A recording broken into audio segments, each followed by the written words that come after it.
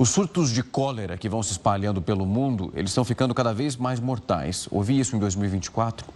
De acordo com a própria OMS, essas mortes pela doença, elas dispararam no ano passado. Para entender um pouco mais desse processo, os detalhes e os perigos dessa doença, eu vou conversar agora com o doutor Marcelo Neubauer. Ele é infectologista e médico acupunturista, membro do Colégio Médico Brasileiro de Acupuntura. Doutor, uma ótima noite, é um prazer recebê-lo aqui para falar de um assunto tão importante como esse. Muito boa noite, o prazer é meu de poder esclarecer sempre o seu público.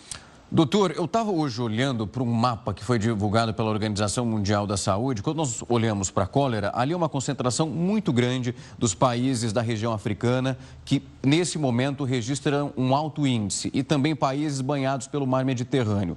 Em 18 países africanos, nós temos ali de janeiro do ano passado até março desse ano, mais de 270 mil casos. Na região do mar Mediterrâneo, esse volume, no número menor de países, é mais alto, 471, se eu não estou enganado, mil casos. Quando a gente olha para a situação e as condições desses países, a gente tem um retrato também dessa falta de saneamento, condições de pobreza e que levam ao aumento desses casos, doutor? Sim, bom, em primeiro lugar, uma coisa que a gente precisa dizer é que provavelmente esses números estão muito subestimados, tá? Realmente, a cólera hoje em dia é uma doença que está fortemente ligada à pobreza. É uma doença que é transmitida quando nós ingerimos água ou alimentos que estão contaminados com fezes de pessoas que tiveram cólera recentemente. É uma doença que a gente chama de transmissão fecal-oral e, obviamente, isso está fortemente ligado a questões de saneamento, de higiene e de desenvolvimento. E são países onde a estrutura de saúde ela não tem o mesmo rigor estatístico de países do primeiro mundo. Então, a gente imagina que isso seja uma ponta do iceberg.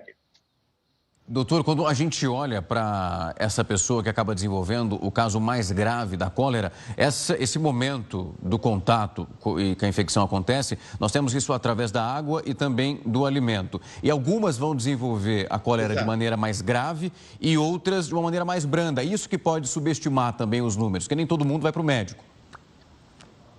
Exatamente. Os casos graves de cólera, muitas vezes, principalmente em regiões rurais muito remotas, sequer chegam ao médico, as pessoas morrem antes e acabam sendo enterradas e isso acaba sendo notificado.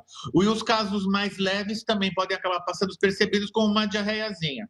O que a gente acaba vendo com mais frequência são aqueles casos mais clássicos, daquela diarreia intensa, de grande quantidade, que a pessoa tem que ficar internada alguns dias, receber hidratação oral, receber hidratação endovenosa, até que receber antibiótico terapia, até que o quadro se resolva.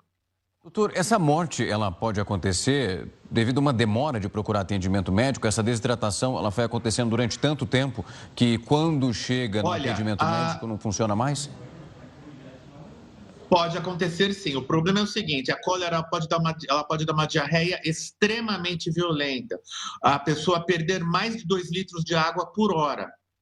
Tanto que nos hospitais que fazem atendimento de cólera, para facilitar inclusive o trabalho de enfermagem, o paciente, como ele está muito fraco, ele não consegue se levantar para ir a um sanitário, ele é colocado numa espécie de uma maca que ela é feita de lona, ali próximo à região dos genitais do paciente. Essa maca tem um buraco e embaixo desse buraco é colocado um balde para recolher os excrementos do paciente e facilitar a questão higiênica. Porque, às vezes, mesmo atendendo rapidamente, porque é uma doença extremamente violenta.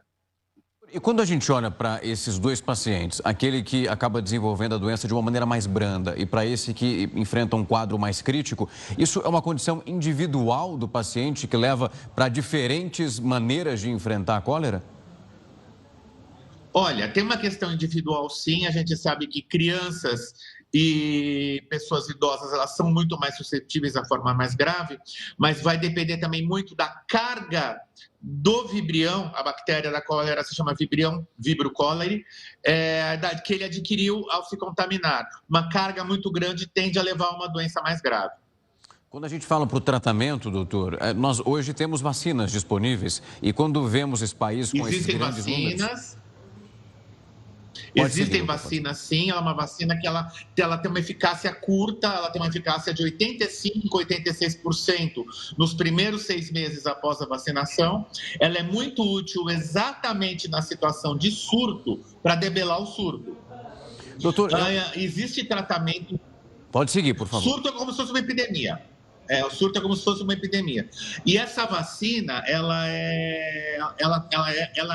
ela tem um problema de distribuição, porque se produz numa quantidade que talvez não seja suficiente para um momento de emergência como a gente está vivendo agora.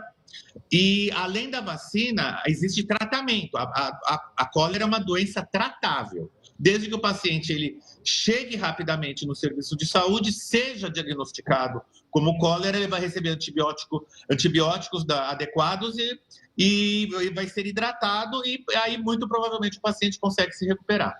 Doutor, para a gente finalizar e para tocar nesse ponto que é importante, para sanar um problema que pode tirar vidas e com esse número altíssimo de casos, a gente está falando de política pública. São regiões que precisam de saneamento básico para que esses casos de algo que pode se tornar tão grave não acabe, infelizmente, vitimizando cada vez mais as pessoas. Não só saneamento básico, mas também acesso à água potável e limpa. Um dos grandes problemas que a gente está enfrentando na África, a África está vivendo uma seca tão intensa como a seca que nós estamos vivendo agora no Brasil. E lá, o que acontece? Você tem em muitas localidades, você tem poucas fontes de água, e se uma dessas fontes estiver contaminada, o que não é incomum, o que não é impossível, muita gente vai acabar consumindo dessa água e vai acabar se contaminando.